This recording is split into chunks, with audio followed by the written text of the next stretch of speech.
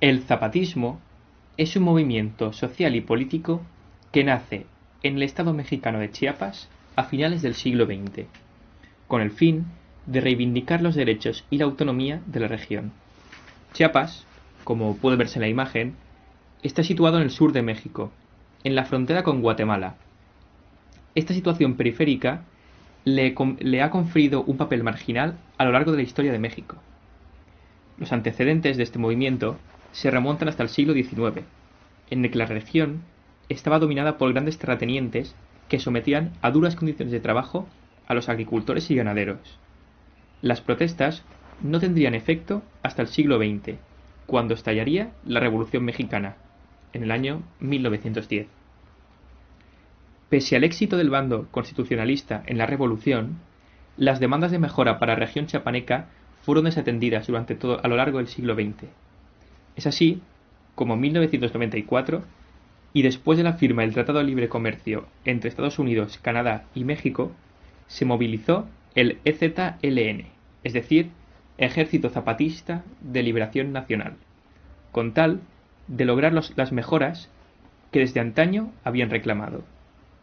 El zapatismo toma el nombre del líder revolucionario Emiliano Zapata, de quien se consideran herederos. Este Zapata es el que se puede ver en la imagen que aquí tenemos.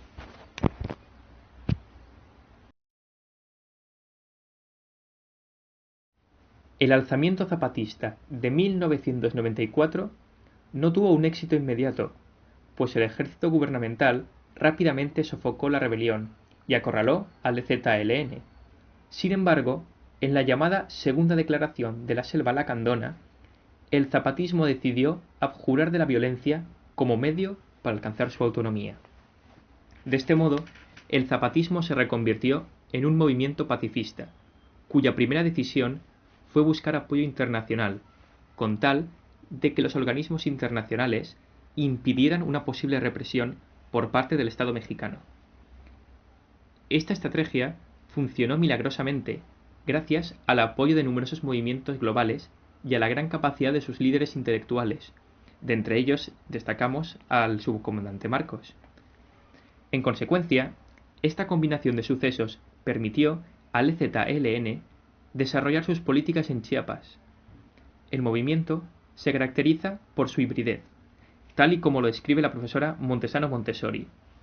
Ello se refiere a que combina una ideología marxista que promueve la democracia directa, la autogestión, con una pervivencia de las tradiciones indígenas, su forma de vida, su apego a la tierra y la sociedad patriarcal. Del mismo modo, es un movimiento híbrido en tanto que es antiglobalista, pero a la vez se mantiene activo a nivel internacional, promoviendo o criticando otros movimientos.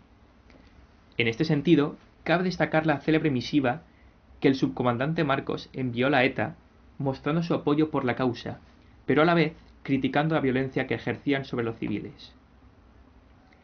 La imagen que tenemos representa esta simbiosis entre ideología marxista y el representado por Marx y el tradicionalismo o el indigenismo, más bien representado por Zapata, que se fusionan y originan a lo que llamaríamos el comandante Marcos, el fruto de esa fusión.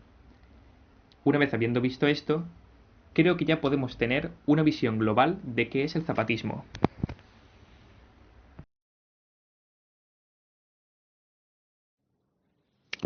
En cuanto a los productos culturales, la película escogida ha sido Corazón del Tiempo.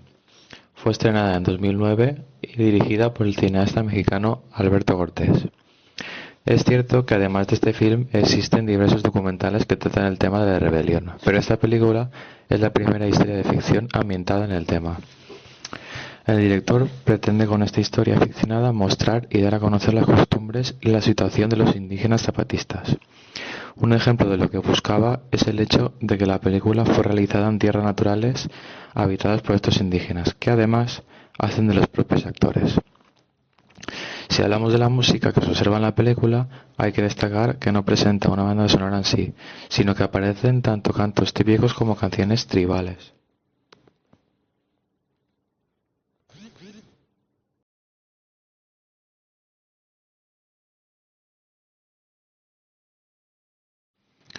Una pequeña síntesis de la ficción consistiría en que, siguiendo las costumbres, Miguel ha entregado una vaca como dote para tomar a Sonia como esposa. Sin embargo, ella está enamorada de Julio, un integrante del Ejército Zapatista de Liberación Nacional, que se encuentra en plena guerra. Así pues, Sonia se ve en la situación de sucumbir a los principios que se le rigen dentro de su cultura, al igual que acabó haciendo su abuela, o bien luchar por cambiar dichas normas y convertirse en insurgente, como su hermana pequeña le aconseja, pues es lo que haría ella si se viese en dicha situación. En caso de que elija lo segundo, Sonia debe irse a la montaña y guerrear contra el Estado, pues su apoyo incondicional a la guerra haría que ésta se viera mermada si hace que Julio deje el ejército para mudarse al poblado con ella, y ser también promotor en lugar de insurgente. El objetivo del director es descubrirnos, a través de una historia al más puro estilo cinematográfico y no tan didáctico como podría ser un documental, la manera de vivir de estas personas, dotándola al mismo tiempo de un toque tremendamente realista. Corazón del Tiempo se convierte así en una forma nueva y transgresora de introducirse en el tema, cuyo conocimiento por el mundo en general es escaso y, de este modo, conseguir aprender de él. Por lo tanto, en cuanto a los aspectos cinematográficos a destacar, puede ser por ejemplo la escena en la que mientras Sonia habla en el frío cauce del río con su amiga sobre los pensamientos que le rondan la cabeza con respecto a Miguel, a su vez, la niña y la abuela están lavando el maíz que hemos visto a otros personajes recolectar, los cuales trabajaban con una canción de fondo en la que se afirmaba que los zapatistas conocemos el corazón de la tierra. Incluso vemos una escena en la que se celebra una asamblea, en este caso para decidir el futuro de Sonia, pero que es típica en dichas culturas. Todas las escenas tratan de mostrar de forma implícita las labores más puras y propias de la vida de estos indígenas, buscando que el espectador conozca su forma de vida basada en la autosuficiencia. Pero no queda aquí únicamente, puesto que la película es también una crítica directa al Estado y un grito a la guerra que con él mantiene. El momento en el que sea más explícito se ubica más o menos sobre la mitad de la película, donde vemos cómo los zapatistas con pasamontañas, al grito de Zapata vive y vive, la lucha sigue y sigue, nos cuentan directamente al espectador cómo el Estado les persigue. Busca quitarles las tierras, su educación y su forma de vivir con la que no hacen daño a nadie, y que podría convivir perfectamente con la que se les está tratando de imponer. Así pues, Corazón del Tiempo no solo se trata de una película de entretenimiento, sino que aprovecha para descubrir nuestra cultura, conocer su situación y sus problemas, y al mismo tiempo tiene la fuerza que la convierte al instante en una crítica mordaz y directa. Bueno, yo voy a presentar el producto literario y para este he escogido el poema La sombra del indio, de Luis Bruno Ruiz, escrito en México en 1969. Aunque esta fecha es bastante anterior al movimiento neozapatista, que es en 1994, me ha parecido interesante escogerlo porque refleja muy bien la pérdida de identidad indígena, algo muy notable en este movimiento nuevo. Y bueno, este es un poema plagado de tristeza, donde el objeto lírico es un indio y su sombra.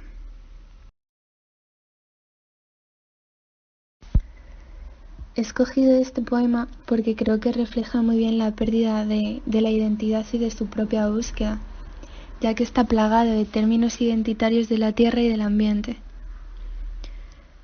Aquí se habla de una herida en la tierra, entendida la tierra a su vez como un elemento identitario fundamental indígena.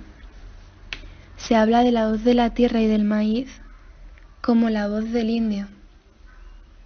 También se menciona el tameme que pasa agachado como sombra por los desiertos grises, como por ese ambiente y esa naturaleza y esa tierra abandonada.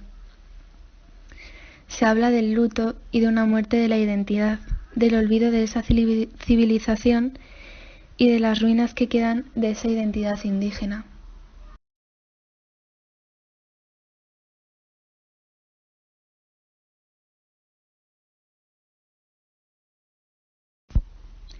Bueno, el acontecimiento del EZLN va muy relacionado con este poema porque realmente lo que querían ellos era luchar por el surgimiento de otra realidad social donde se reconocieran las diferencias entre los grupos humanos, dando así derechos particulares pero iguales a las minorías.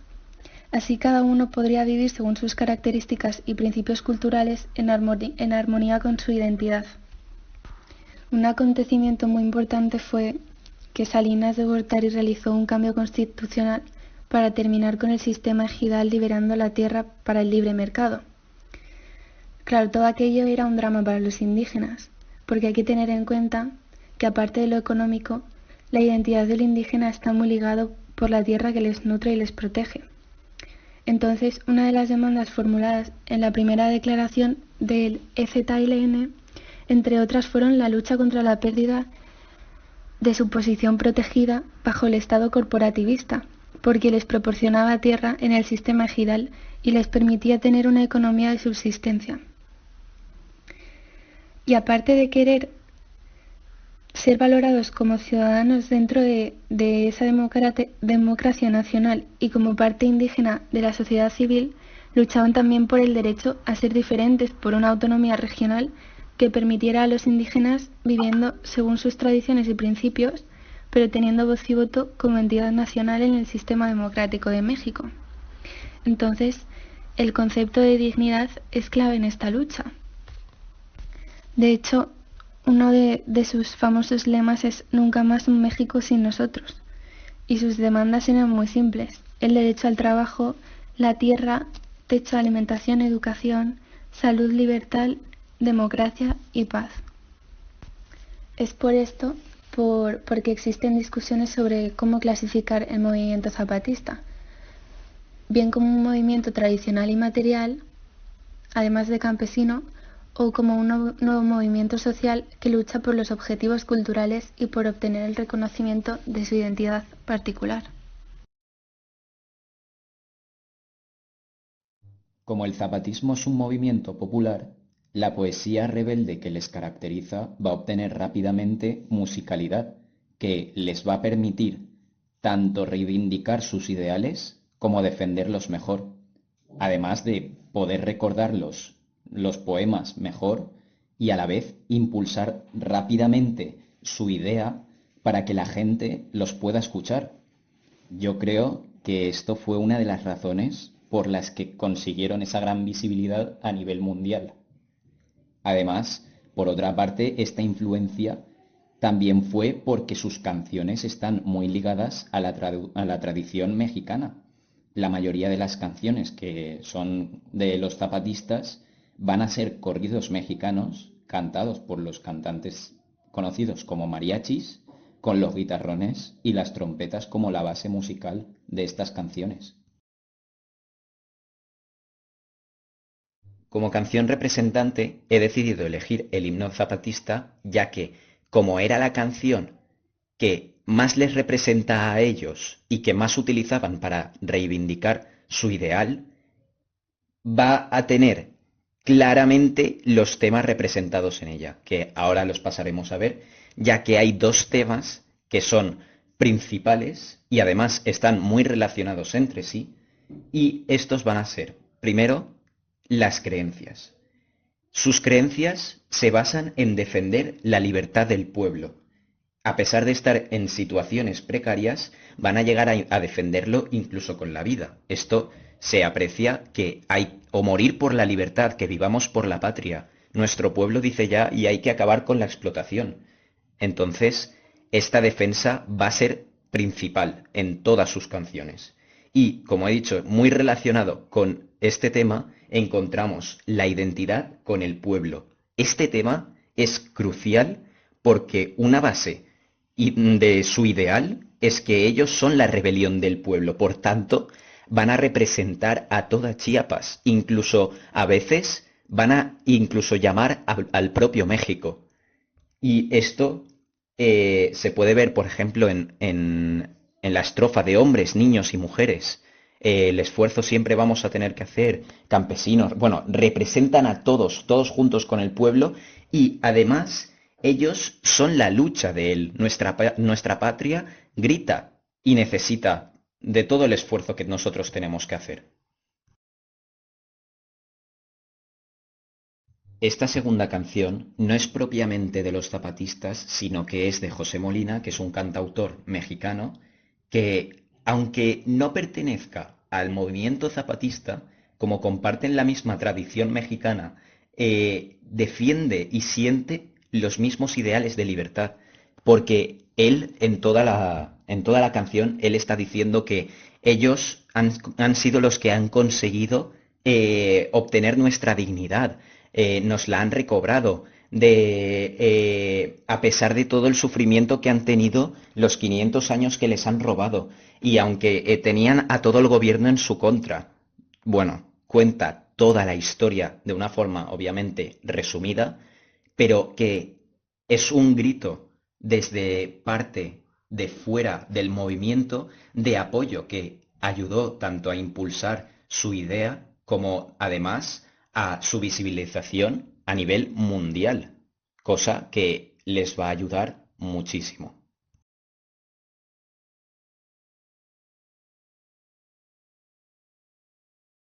Por último, os he querido añadir dos enlaces más para ver cómo ellos salen directamente en conciertos a cantar incluso hoy día, debido a que, por ejemplo, como se puede apreciar en el vídeo de las niñas rebeldes, son chicas de 14-12 años que salen con los pasamontañas puestos, que es algo que aunque ahora no necesiten, lo han heredado de la tradición que tienen el movimiento zapatista, y además están implementando nuevas formas de música que ya no es la tradicional mexicana, sino que, por ejemplo, ellas utilizan el rock y para que hacer de su grito un grito ya internacional y que se conozca en términos de musicales que todo el mundo utilice.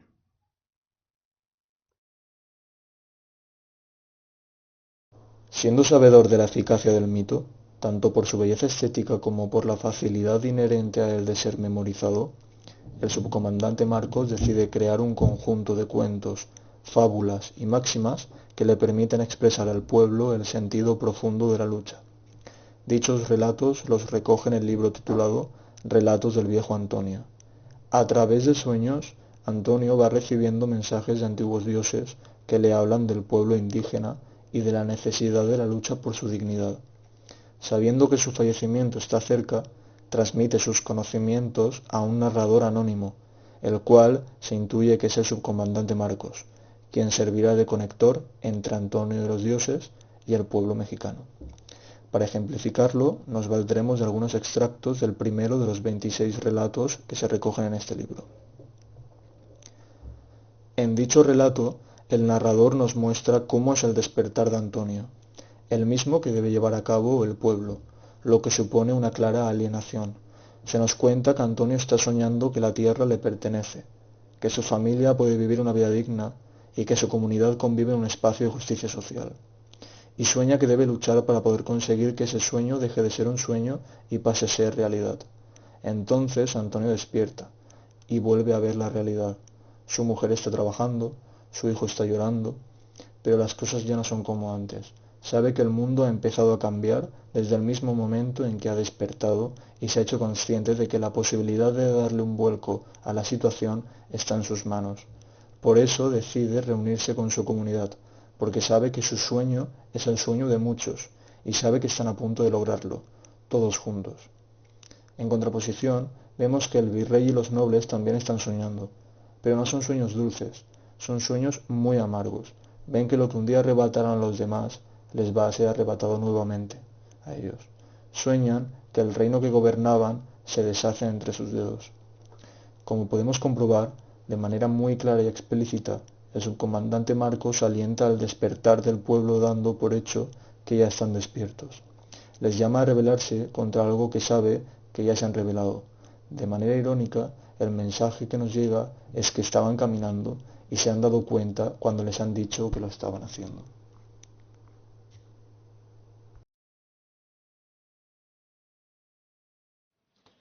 El Ejército Zapatista de Liberación Nacional organizó en el verano de 2016 y 2017 un festival de artes llamado Comparte por la Humanidad.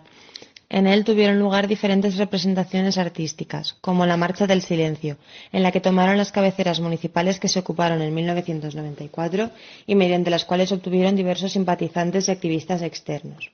Uno de los motivos por los que esto sirvió como enganche fue que el zapatismo acostumbra a romper con las políticas tradicionales y abre espacios para una distancia creativa respecto al Estado.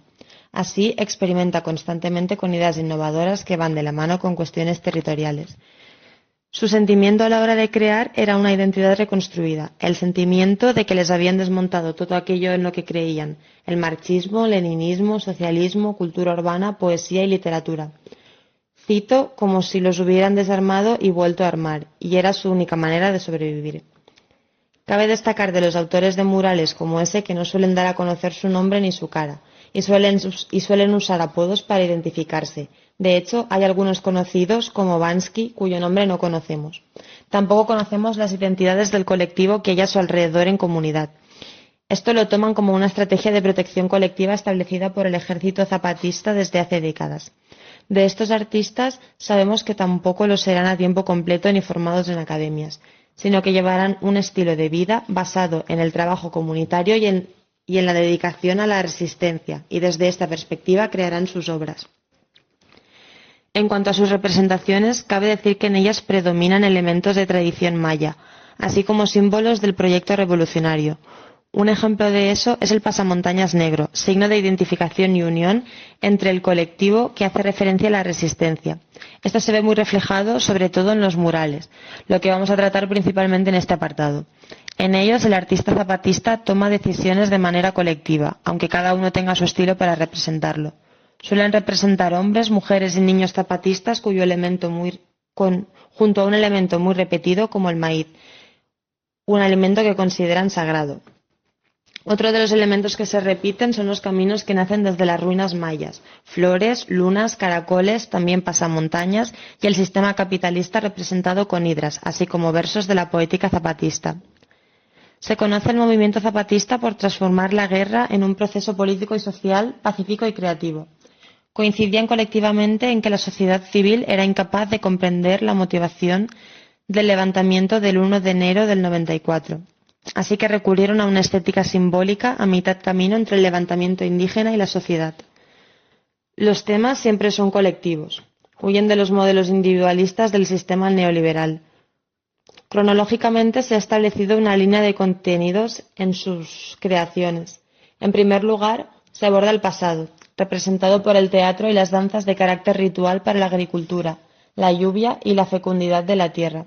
De esta manera, se representan a los abuelos indígenas y a los antepasados mayas. En segundo lugar, se aborda el presente. Trabaja la autonomía, la manera de decidir y tomar decisiones, trabajos colectivos y la manera en la que viven la resistencia diaria.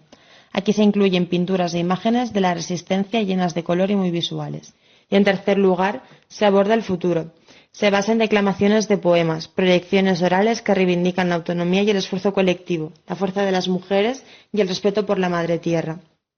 Y esto sería en conjunto principalmente los murales y también otras representaciones artísticas que sobresalen de los artistas zapatistas.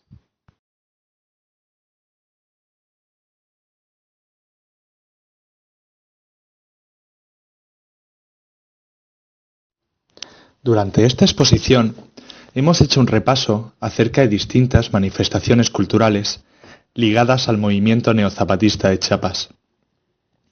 Un repaso que iniciamos con el objetivo de que sirviera para comprender más y mejor qué es y qué implica este movimiento. Y es que el movimiento zapatista es un rara avis dentro de las organizaciones de resistencia contra el Estado. No olvidemos que este movimiento ha estado tradicionalmente ligado a la cultura.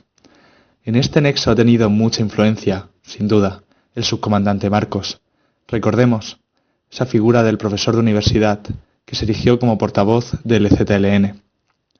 Los gobiernos autónomos zapatistas son lugares en los que se alfabetiza a gente que jamás hubiera podido tener esa oportunidad, donde se produce música, arte, literatura, que contagia la ideología a través de la cultura y que lucha desde la resistencia a través del camino más difícil, que no es el de las armas, sino el de la lucha de mejorar la vida de aquellos a los que el gobierno olvida. Por eso es un movimiento tan especial y tan único en el panorama latinoamericano y mundial. Así, Recapitulemos este viaje cultural que hemos recorrido, comenzando con la película Corazón del Tiempo, la primera historia de ficción que trataba la situación de los indígenas zapatistas, y continuando con el poema La sombra del indio, que refleja la idea de la pérdida de identidad indígena, que influyó a desencadenar la rebelión de 1994. También hemos podido descubrir los cantos zapatistas, tan ligados a la tradición popular mexicana, que es piedra angular del movimiento, y, cómo no, el himno zapatista, que expresa musicalmente la ideología del EZLN.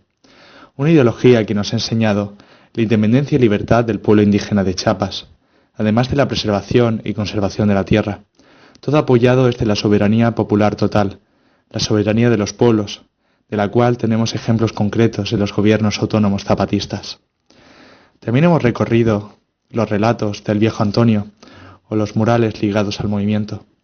Todo esto nos muestra la importancia que tiene el arte en la ideología de este movimiento neozapatista de Chiapas. Antes de terminar, hay que concluir recordando que el EZLN no es solo un movimiento de protesta y de resistencia. Ha experimentado con nuevas formas de hacer política en sus regiones autónomas. Nos ha enriquecido con un discurso poético y creativo, y nos hace recordar la importancia del corazón en la creación de un mundo más justo, más democrático y más libre que el actual. El EZLN, con su discurso variado, militante, artístico, pacífico, poético, experimental y elocuente, inició una mecha que, es verdad, que quizá no llegó del todo a originar un incendio, pero sí enseñó al mundo que la lucha por un mañana mejor solo necesita de un grupo de mujeres y de hombres que crean en él.